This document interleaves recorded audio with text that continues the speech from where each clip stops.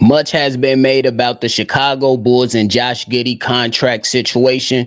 And as is being reported, it seemed like the Chicago Bulls would not budge on Josh Giddey's contract number and the amount of years that the two sides can come to agree to. Y'all know we're going to talk about it, break it all down, but you got to hear the music first.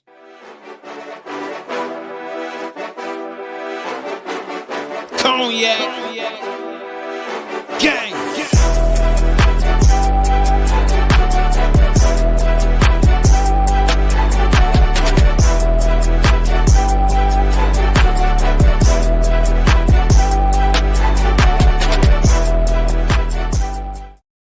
Shy Bulls podcast with the Cognac Boys. I'm Cognac Boy Bobby, and I'm holding it down on another daily episode. So if you tuned in, make sure you go ahead and hit that like button and subscribe.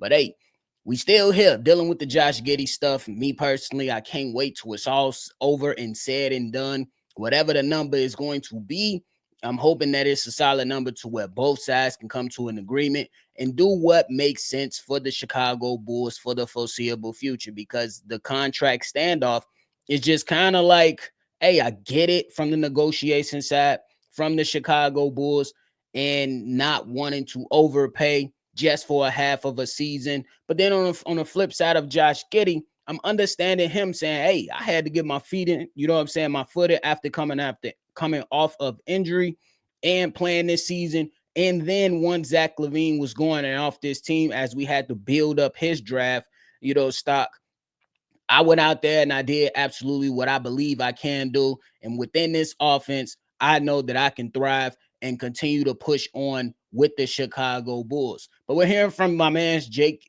Fisher, who was on Mark Stein's Substack, and revealed that, of course, Josh Giddey is looking for that $30 million, but the Chicago Bulls have been what he calls anchored at just offering Josh Giddey $20 million. And what was being reported is that they offered him a 4-year, $80 million deal with just $20 million average. To me, that's kind of like a low ball. I'm not even gonna lie to you. You're looking at guys like Patrick Williams who make $18 million per year. You're looking at what Jonathan Kuminga was just offered not too long ago at 22.5.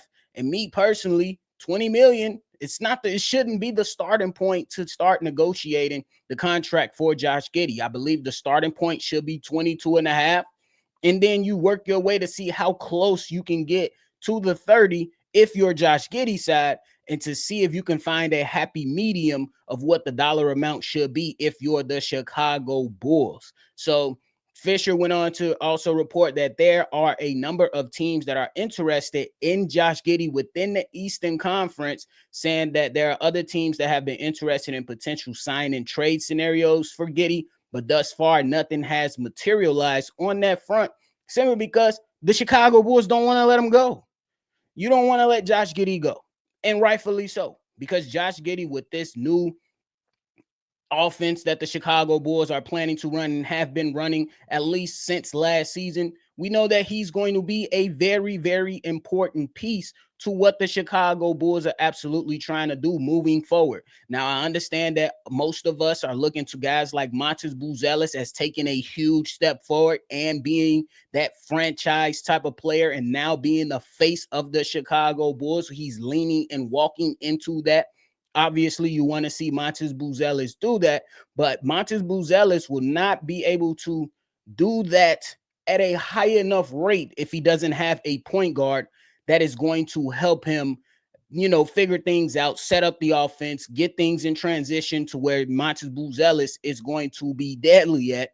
Obviously, you're going to wait to see if Montes Buzelis can develop that shot creation that he can do on his own. You want to see him more consistently hit the three, but I think that you cannot forget about the other pieces around said players.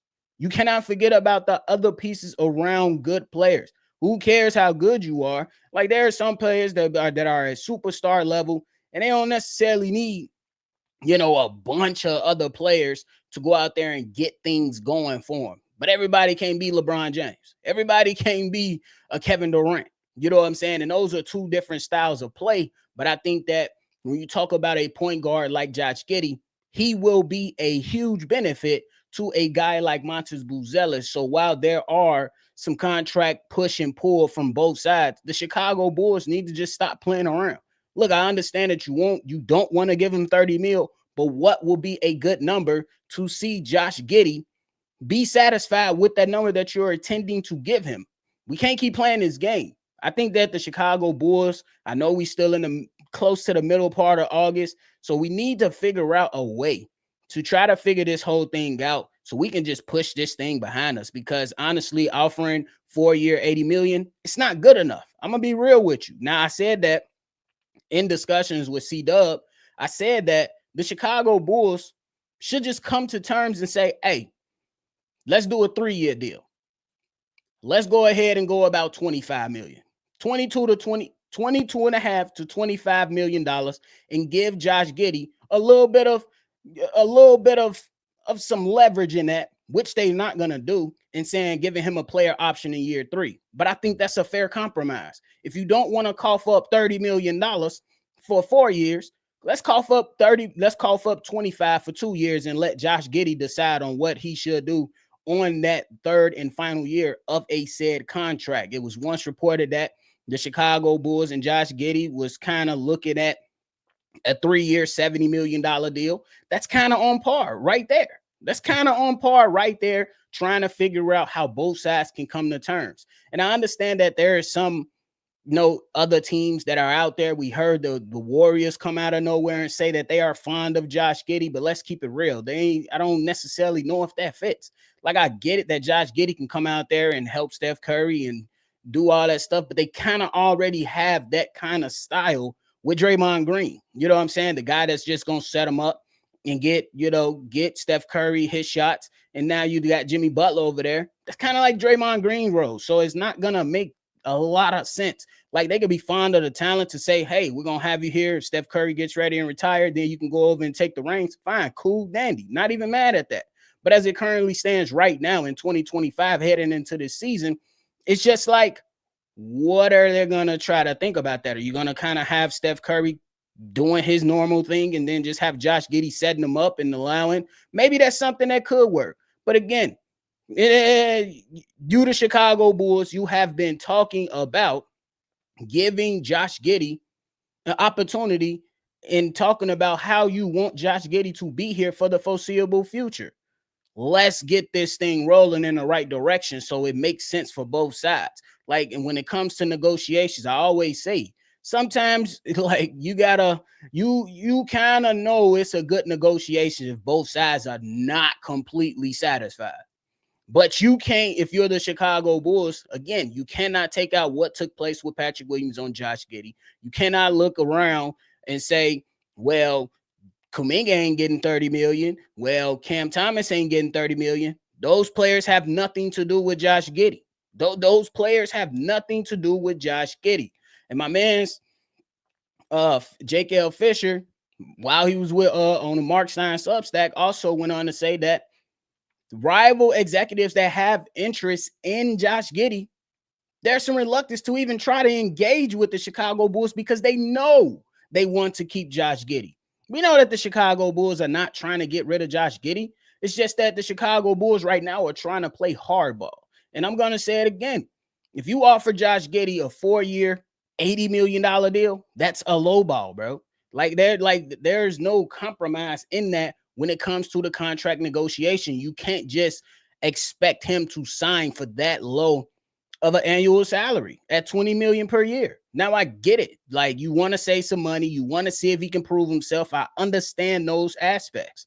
But at the same time, there has to be some foresight involved when it comes to contract negotiations. This player has done this, and this in OKC. We bring him over to Chicago. In the first half, he struggled a little bit. We made some moves on our team, brought in some new players, and he thrived. You have to consider all things. Look, I was one of the ones that said that Josh Giddey, he ain't getting the 30 million. But my point is how can you get close to the 30 million to where there's a happy medium in saying like, all right, Josh, we ain't giving you 30, but we'll give you the 25 annual salary. Will you accept that? And then on the back end, Josh Giddey can push back and say, I accept the 25 as long as you do a 3-year deal and give me a 3-year on that last year, you give me a play option. I think that makes sense for both sides. I don't know why they making it so difficult. Me personally, I just don't know why they are making it that difficult. I don't understand it. Now, because I am 100% in disagreement with Josh Giddey playing on a qualifying offer. Don't leave that much money on the table, bro. Go out there and get you a raise. And Chicago Bulls, you should not want Josh Giddey to play on a qualifying offer. You should not. You should not want Josh Giddey to play on a qualifying offer, because if you can't lock him in for, say, $25 million for the next, let's just say 2 years, he plays on that qualifying offer and he plays well, and let's just say he knocks on the door of an all-star game. Doesn't even have to make it, but he knocks on it, and he's really, really close to making an all-star game. $30 million ain't going to be the price next year. $30 million will not be the price next year. But then it can also backfire on Josh Giddey as well. And, hey, Josh Giddey, we offered you 20, 22. You ain't play that well. You went through some injuries. We seen you not out there. Your value drops. So it's a double-edged sword that both sides are going to have to eat up and come to an agreement with. But, hey, it seems like the Chicago Bulls don't want to budge on this. It seems like the Chicago Bulls are kind of standing firm on this. It's something that we continue to talk about, and I'm hoping that we can, like, one day just move past it. Like, I'm, like, so serious. Like, within the next few weeks, I'm hoping that we can move past this and get ready and focus on looking at guys like Noah Essengate, looking at Montes Buzella, seeing how Kobe White is going to come out, getting Ayo Dosunmu back, looking at how these young players are going to all mesh together, because the Chicago Bulls, as it currently stands, it look like they slated for the play-in again. Can they exceed expectations will be the next conversation that we're going to have, but we're not going to be able to have that. We can have that conversation, but as it currently stands, we're still stuck right here. We're still stuck right here. Let's get this nipped in the bud so we can focus on basketball. That's what I want to focus on. Focus on basketball. Let's do that. So, hey, that is it for me today, man. I appreciate y'all for tuning in to another episode. Before y'all get up out of here, make sure you hit that like button, subscribe to the channel, and hit that notification bell as well, man. Thank y'all. We appreciate y'all over here, and y'all already know. I'm going to catch y'all on the next one for sure. Cognac. Gang.